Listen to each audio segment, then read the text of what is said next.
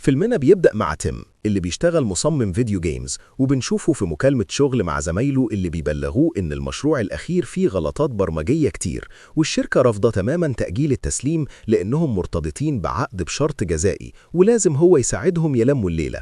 وفجأة بيحصل مشكلة في الاتصال والمكالمة بتفصل، وفي الوقت ده بيبدأ تيم يفتكر الوقت اللي كانت فيه أوليفيا حبيبته حامل، وبيظهر إنهم فقدوا الطفل وده مأثر على نفسيته ومخليه مش طايق نفسه. بيرجع تيم للواقع وبيحاول يتخلص من دبانة حابسها في كوباية وبيخرجها من الشباك، لكن الدبانة بتقدر تهرب وتدخل البيت تاني كأنها بتقوله مفيش مفر. بيدخل تيم يغسل وشه وبيبقى واضح إنه مشوش جدا ومرتبك، وبيشوف مشاهد فلاش باك من اليوم اللي فقد فيه طفلته. وفي اللحظة دي بتوصل أوليفيا وبتنادي عليه أكتر من مرة، وبيظهر إنه مش سامعها خالص كأنه في غيبوبة. وفجأة بينتبه تيم وبيقول لها إنها خوفته، فبتعتذر له أوليفيا وبتبقى حاسة إنه مش بخير، لكنه بيأكد لها إنه تمام ومية مية. بتطلب منه إنه ينزل معاها لأنها عايزة توريه حاجة، ولما بينزلوا بيقابلهم أنتون جارهم وبيسلم عليهم، وبيقابلهم فريدمان مالك العقار اللي بيطمنهم إن العمال هيخلصوا الترميمات قريب والوش ده هينتهي. وفي اللحظة دي بيشوف تيم طيارات هليكوبتر، فبيعرفوا فريدمان إن في حريقة كبيرة في مدينة هيفن القريبة منهم، وبيظهر إن الدخان كثيف جدا وواضح من المكان اللي واقف فيه تيم. بيكمل فريدمان كلامه وبيشكرهم لأنهم صبروا ال3 شهور اللي فاتوا على أعمال الترميمات اللي بتحصل في العقار، وبيوعدهم إن الأمور هتحلو قريب. بعدها بتوصل أوليفيا مع تيم وبتوريه العربية الجديدة اللي اشترتها، وبتقترح عليه إنهم يتحركوا دلوقتي ويسافروا باريس عشان يوصلوا الصبح كافيه لوفلور ويفطروا هناك، وبعدها يكملوا رحلتهم لأي مكان، المهم إنهم يبدأوا بداية جديدة. وبتفاجئ أوليفيا تيم إنها سابت شغلها لأنها محتاجة استراحة، وشايفة إنه هو كمان لازم يريح أعصابه. فبيقول لها تيم إنه مش هيقدر يعمل كده دلوقتي لأنه مش معقول يسيب شغله بالبساطة دي، وبيأكد لها إن اللعبة اللي بيشتغل عليها دي مشروع عمره ومهمة جدا بالنسبة له، وبيقترح عليها إنهم يأجلوا الرحلة لوقت تاني. وبالليل بيظهر إن الأزمة اللي بين تيم وأوليفيا بتزيد، وبتبقى جنبه بس ظاهر عليها الحزن وبتبكي في سكات. الصبح بيصحى تيم ويتفاجئ إن أوليفيا بتجهز للسفر، وبتدلغه إنها هتسافر لوحدها ومش هترجع تاني، وبتبقى شايفة إن ده القرار الصح لأن تيم عمره ما هيتغير وهيفضل محبوس جوه شاشته.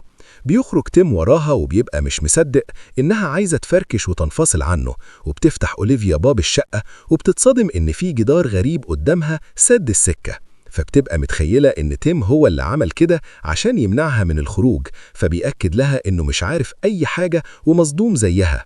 بيحاول يزق الجدار عشان يلاقي مخرج، وبتدخل أوليفيا الصالة وبتنادي على تيم، وبتبقى المفاجأة إن الجدار بيحيط بالمبنى من كل اتجاه، وحتى الشبابيك مقفولة ومسدودة بنفس المادة. فبيقول لها تيم إن ممكن الجدار يبقى ليه علاقة بالترميمات اللي كان بيعملها فريدمان. فبتحاول أوليفيا تتصل بفريدمان وبتكتشف إن الموبايل ما فيهوش شبكة خالص، فبتسأل تيم وهي منزعجة لو الموبايل بتاعه فيه إشارة، فبيكتشف تيم إن الموبايل أوفلاين ومفيش واي فاي، ولما بيروح يشوف الراوتر بيكتشف إن كابل الإنترنت كمان مقطوع.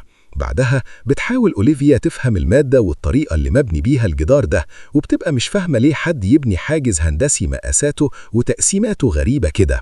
فبيفكرها تيم إنها هي المهندسة المعمارية المفروض تفهم، فبتقرر أوليفيا تستخدم الشنيور عشان تحاول تعمل فتحة في الجدار، وبيظهر إن المادة دي صلبة جدا ومش بتأثر فيها الشنيور.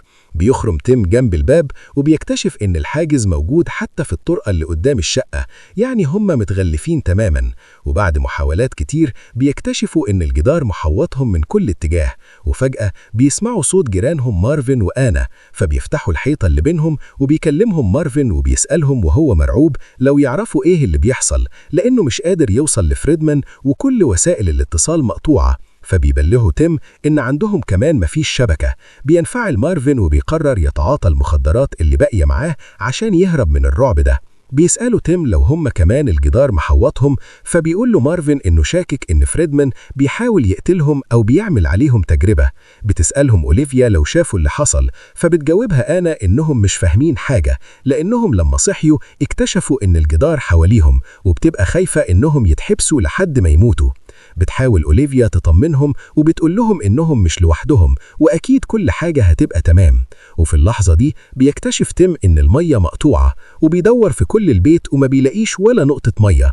بيقترح على أوليفيا إنهم يجربوا كل الطرق اللوجيك اللي بتحصل في الجيمز، فبتنفعل أوليفيا وبتقوله إنهم في الواقع مش في لعبة سخيفة من ألعابه، وبتنهار لأنهم ممكن يدفنوا في المبنى ده وهم صحيين. بيأكد لها تيم إنهم في مبنى وسط المدينة وأكيد في حد هيلاحظ الاختفاء ده قريب.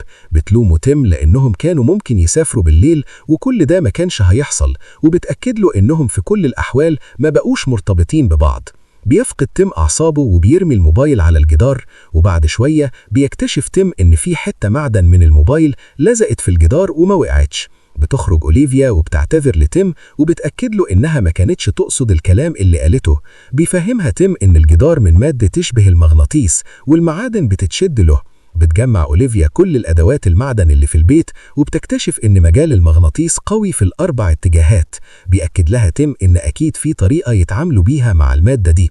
بتقرب أوليفيا من الجدار وبتجمع كل الأدوات في الأربع نقط الأقوى، وفجأة بيبدأ الجدار يتهز وكل الأدوات اللي كانت لازقة بترد في وشهم بقوة، وبيقدر تيم ينقذها قبل ما تتأذي، لكن هو اللي بيصاب وأدوات كتير بتغرس في ظهره. بتبدأ أوليفيا تطلع المعادن من ظهره وتوقف النزيف، وبعد شوية بيجمعوا كل الأكل اللي في البيت وبيبدأوا ياكلوا منه بحذر لأنهم مش عارفين هيفضلوا محبوسين لحد إمتى. بتطلب من تيم إنه يطمنها ويقول لها إن الجدار هيختفي بكرة، وفجأة بيسمعوا صوت عالي وتكسير في شقة آنا ومارفن، فبيقرروا يهدوا الحيطة اللي بينهم عشان يعرفوا فيه إيه. ولما بيدخلوا بيلاحظوا إن في بقع دم على الأرض وآنا واقعة جنب السرير، فبتقرب أوليفيا منها وتساعدها. فجأة بيظهر مارفن وبيحاول يتهجم على تيم وبيبقى متخيل إنه بيأذي آنا بسبب تأثير المخدرات، فبتدخل أوليفيا وبترش عليه سيلف ديفنس وبيبدأ تيم يضربه لأنه فاكر إنه هو اللي عور آنا. بتجري آنا وتمنع تيم إنه يضرب مارفن وبتأكد له إن الدم اللي على إيديها ده دم مارفن نفسه لأنه اتصاب وهو بيحاول يساعدها. بتفهمهم إنه مستحيل يأذيها.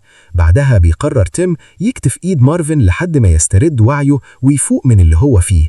بيلاحظ تيم إن في باب مكتوب عليه ممنوع الدخول، فبيقرر يدخل ويفتش في الأوضة. بتوصل أوليفيا فبيطلب منها تدور معاه على أي حاجة تساعدهم يخرجوا. بيلاقي تيم شاكوش كبير فبيحاول يكسر بيه الجدار، لكن الجدار زي الحجر ما بيتحركش. بيسترد مارفن وعيه وبيحذروا إن الشاكوش ممكن يتكسر، فبيستغرب تيم لأنه كان بيحاول يقتله من شوية، وبيظهر إن مارفن مش فاكر أي حاجة خالص. بتأكد أوليفيا لتيم إن مارفن معاه حق، والشاكوش ده ممكن يبقى الوسيلة الوحيدة اللي يخرجوا بيها لو استخدموه صح. بتقترح عليه إنهم يكسروا الفرضية وينزلوا للدور الثاني ومنه للدور الأرضي لحد ما يوصلوا للقبو. بتبدأ أوليفيا ترسم لهم تصميم للمبنى بحكم خبرتها، وبتعرفهم إنه اتبنى 1997 وملحق بيه مخبأ سري عشان الغارات اللي كانت بتحصل في الحرب العالمية الثانية. بيسألها أوليفيا المخبأ ده هيخرجنا إزاي، فبتفهمه أوليفيا إن في مسارات بتوصل لشبكة أنفاق مترو الأنقير. بيبدأ تيم بمساعدة أوليفيا يكسروا في الفرضية. بتبلغهم آنا إنها شافت فيديوهات لأجسام طائرة الأسبوع اللي فات على تيك توك، فبيشك تيم إن الجدار ده وراه كائنات فضائية. فبيأكد لهم مارفن إنه شاكك في فريدمان لأن المبنى بتاعه وأكيد هو عارف السر. بتقول أوليفيا إن فريدمان راجل لطيف، فبيرد مارفن إن القتلة المتسلسلين دايما بيمثلوا اللطف. بيقدر تيم يكسر الفرضية وبينادي على أوزوالد جارهم اللي تحت، ولما محدش بيرد بيقرر تيم ينزل. في اللحظة دي بيخرج أوزوالد ومعاه سلاح بندقية وبيأمره يرجع فوق، وبيبقى خايف إنهم ياخدوا الأكل بتاعه، لكن تيم بيأكد له إنهم مش عايزين أكل، هم عايزين يوصلوا للقبو. أوزوالد بيقول له إنهم مش هيقدروا يعملوا كده من شقته وبيأمره يطلع تاني. بتخرج ليا حفيدة أوزوالد وبتحاول تقنعه إن تيم جارهم مش عدوهم. بيفهمها أوزوالد إنهم بعد 3 أيام الجوع هيحولهم لأعداء وممكن يقتلوا بعض عشان بق مية. بتقوله ليا إنهم لو وصلوا للقبو هيخرجوا وهو عارف ده كويس، وبتطلب منه يساعدهم لأن في ممر تحت المبنى بيوصل للأنفاق. بينزل أوزوالد سلاحه وبيأكد لتيم إن لو حد لمس حاجته هيقتله. بينزلوا كلهم وبيبدأ مارفن يكسر في الأرض. في الوقت ده ليا بتحاول تكلم صاحبتها، فبتنبهها أوليميا إن مفيش شبكة. بتحكي لها ليا وهي حزينة إنها اتخانقت مع صاحبتها امبارح وكرشتها، فبتحاول أوليفيا تطمنها، وبتقول لهم ليا إن الجدار ده اتبنى بسرعة البرق، لأنها صحيت الساعة 4 الفجر تدخل الحمام، ولما رجعت لقيته موجود من العدم. في اللحظة دي بيشوف تيم جهاز إنذار الحريق وبيتصدم إنه جواه كاميرا مراقبة. بيسأل أوزولد هو اللي ركبها، فأوزولد بيأكد إن فريدمان هو اللي ركب الأجهزة دي. بيدخل تيم يكسر الجهاز اللي في المطبخ وبيكتشف إنه كمان في كاميرا. بيأكد لهم تيم إن اللي بيحصل ده مقصود وفي حد بيصورهم وبيستخدمهم في لعبة زي لعبة الحبار، وبيبقى شايف إن في حد غني بيتسلى بمعاناتهم. أنا بتقول إن فريدمان هو اللي بيدير اللعبة دي. بتقترح أوليفيا إنهم يروحوا يسألوه، وبتعرفهم إن شقة فريدمان جنبهم بالظبط مفيش غير حيطة فاصلة. بيكسر تيم ومارفن الحيطة وبيدخلوا شقة فريدمان، وبيتصدموا لما بيلاقوه مقتول بطريقة بشعة وإيديه الاتنين مقطوعين وملهمش أثر. بيتفاجئ تيم لما بيلاقي موبايل فريدمان وعليه صور للجدار الغامضة دي وهي بتحوط المبنى. بيرجعوا لشقة أوزولد وبيبدأ مارفن يكسر الأرضية بسرعة. بتسألهم ليا لو فتشوا على القاتل كويس، فبيأكد تيم إنهم قلبوا الشقة ومفيش أثر للقاتل ولا للإيدين اللي اتقطعت. بيقرب تيم من أوزولد وبيسأله لو سمع أصوات غريبة، فبتدخل ليا وتمنعه إنه يضغط على جده لأنه مريض زهايمر وبتديله الدواء. أنا بتبدأ تدور على تفسير وبتبقى شاكة إن كل ده وهم أو إنهم متوصلين بآلات والذكاء الاصطناعي بيتحكم فيهم، ماتريكس. مارفن بيقول إن دي قصة فيلم، بس أنا بتقول إن الخيال ممكن يبقى واقع. في اللحظة دي أوليفيا بتشوف أخبار عن حريقة هيفن وبتقول لتيم إن الموضوع له علاقة ببعضه. فجأة الأرضية بتنهار وتيم ومارفن وأنا بيقعوا للدور الأرضي. بتنزل أوليفيا بسرعة تساعدهم. ليا بتقول لجدها إنهم لازم ينزلوا، فأوزولد بيقول إن رقبته ممكن تتكسر وبيرفض يسيب بيته. ليا بتصمم تفضل معاه، فأوزولد بيديها مسدس تدافع بيه عن نفسها. في الآخر بينزلوا كلهم لشقة أنتون جارهم، وبيتفاجئوا بواحد غريب اسمه يوري. يوري بيقول إنه صاحب أنتون وبيسألهم هم ليه كسروا السقف. بيبلغوا تيم إن ده طريقهم للقبو. يسخر منهم يوري ويفهمهم إن بره في تلوث والجدران دي تقنية متطورة عشان تحميهم من هجمات بيولوجية أو ذرية. تيم بيسأله عن الدليل، فيوري بيستغرب إنهم مش متابعين الأخبار وبيقول إن النظام العالمي الجديد هو اللي بيعمل كده. أوليفيا بتسأله عن أنتون، فبيدخل بيهم لأوضة أنتون وبيقول لهم إنه جاله سكتة قلبية لما شاف الجدار وجهاز تنظيم ضربات القلب وقف فمات. بتقترح أوليفيا إنهم يكملوا، بس يوري بيحاول يقنعهم يفضلوا جوه. أوزولد بيبدأ يصدق يوري ويخاف من التلوث اللي بره، بس تيم بيقول إنه يفضل يموت بره ولا يفضل محبوس. بيخرجوا كلهم وتفضل ليا تحاول تقرأ معادلات كاتبها أنتون. يوري بيقول لها إن أنتون مات من الضغط النفسي. بينزلوا كلهم للقبو ويوري بيفضل يراقبهم. أوليفيا بتوصل لباب الأنفاق وبتتصدم إن الجدار قفله هو كمان. بتنهار لأنهم بقوا تحت الأرض بزيادة والجو بيخنق. يوري بيبقى فرحان فيهم ومارفن بيتجنن ويحاول يكسر الحيطة بإيده، فتيم بيمنعه. أوزولد بيطلع المسدس عشان يسيطر على مارفن اللي فقد أعصابه، فمارفن بيخطف المسدس ويضرب رصاص على الجدار. الرصاص بيرد عليهم وتيم بيصرخ فيهم انبطحوا، بس أوزولد ما بيعرفش يتحرك بسرعة فبيتصاب وبيموت في إيد حفيدتها ليا. بيرجعوا لشقة أنتون ويوري بيحاول يمثل إنه حزين عليهم ويطلب منهم يثقوا فيه. أنا بتقول إن في سبب يخليهم يتجمعوا سوا، وبتحكي إنها شافت الموت وهي صغيرة. ليا بتحكي إن مامتها ماتت بالسرطان.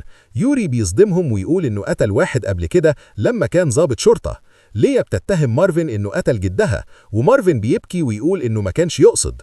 أوليفيا بتقرر تحكي قصتها وتفجر القنبلة إنها فقدت طفلتها. تيم بينفعل ومش عايزها تتكلم، بس هي بتصرخ فيه ده الوقت المناسب، وبتواجهه إنه بعد الإجهاض سابها وقعد قدام الكمبيوتر يكمل شغل ولا كأن حاجة حصلت. بتقوله إن حياتهم بقت عبارة عن وعود كدابة، وإنه بنى حوالين نفسه جدار محدش عارف يخترقه. تيم بيدخل الحمام يهدى وبيخرج يقول لجيرانه إنهم لازم يتصرفوا مش يستنوا حد ينقذهم. بيقترح يروحوا شقة فريدمان يفتشوا في الورق أو كاميرات المراقبة. يوري بيسخر ويقترح يلعبوا بنك حظ. ليا بتقول إن أنتون كاتب ملاحظات، فيوري بيقول إنها ملهاش لازمة، بس أوليفيا ما بتصدقوش. أوليفيا بتكتشف إن أنتون راسم نمط للمربعات المغناطيسية اللي تيم اكتشفها. في الوقت ده تيم ومارفن وأنا بيفتشوا شقة فريدمان، وبيكتشف تيم إن في أوضة سرية. مارفن بيلاقي ريموت فيه 10 أرقام، بس تيم بيقول إنهم محتاجين كود. ليا بتكتشف إن أنتون كان شغال في منظمة دفاع نووي. أوليفيا بتلاقي ورقة فيها كود، بس يوري بيحذرها إن الجدار لو اتفتح هيدخل إشعاع يموتهم. تيم بيستخدم دقيق عشان يرفع بصمات فريدمان من على الريموت وبيعرف الأرقام. أنا بتروح تنادي أوليفيا، بس ليا بتفضل تدور في الورق. تيم بيفتح الأوضة السرية وبيكتشف إن فريدمان كان حاطط كاميرات في كل شقة بيتجسس عليهم. يوري بيستغل انشغالهم ويخرج. تيم بيشوف الفيديوهات وبيكتشف إن الجدار اتبنى في ثانية واحدة.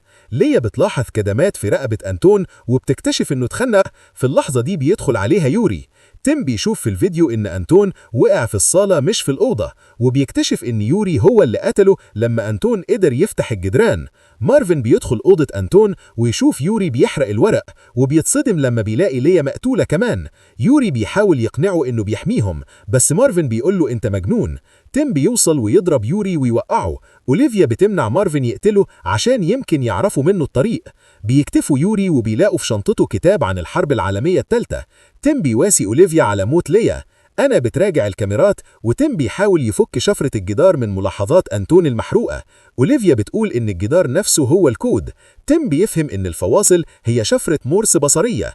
تيم بيضرب يوري عشان يتكلم، فيوري بيقول إن الجدران دي نظام دفاعي عن الهجمات البيولوجية وإحنا في حالة حرب. أوليفيا بتسأله لو بره تلوث ليه أنتون كان عايز يخرج. مارفن بيبدأ يضرب يوري وتيم بيمنعه. أنا بتنادي عليهم وبتقول إنها شافت فيديو لأنتون وهو بيبرمج أبليكيشن على الموبايل يفتح الجدران. تيم بيجيب تليفون أنتون المكسور ويصلحه وينقل البيانات. بيستخدم الأبليكيشن قدام الجدار والمربعات بتبدأ تنور. أنا بتقرب وتلمس الجدار وبتقول إنه دافي. فجأة الجدار بيتصلب ويسحبها جواه ويموتها قدام مارفن وتيم. مارفن بيتجنن ويقتل يوري وبعدين ينتحر. تيم بيقعد محبط وبيعتذر لأوليفيا إنه مهتمش بيها لما فقدوا الطفلة، وبتقول له إنها كانت عايزة تحس بيه. بيقرروا يحاولوا تاني، وأوليفيا بتلاحظ إن الومضات في الفيديو ليها ترتيب. بيراجعوا الفيديو ويعرفوا الكود الصح. تيم بيقول لازم نغامر ونخرج. يوري اللي لسه ما ماتش بيظهر ويهاجم تيم ويغمى عليه. أوليفيا بتهرب للقبو ويوري بيطاردها بالسكين. تيم بيفوق ويرمي يوري في الحفرة وينقذ أوليفيا. بيوصلوا للبوابة الأخيرة ويوري بيظهر تاني، بس أوليفيا بتضربه بالشاكوش على دماغه ويخرجوا سوا للشارع. بيكتشفوا إن المدينة كلها آلة برمجية. الراديو بيقول إن في عطل في منظمة الدفاع النووي فعل النظام بالغلط. بتمسك أوليفيا إيد تيم ويبدأوا رحلتهم سوا عشان ينسوا اللي حصل ويبدأوا من جديد.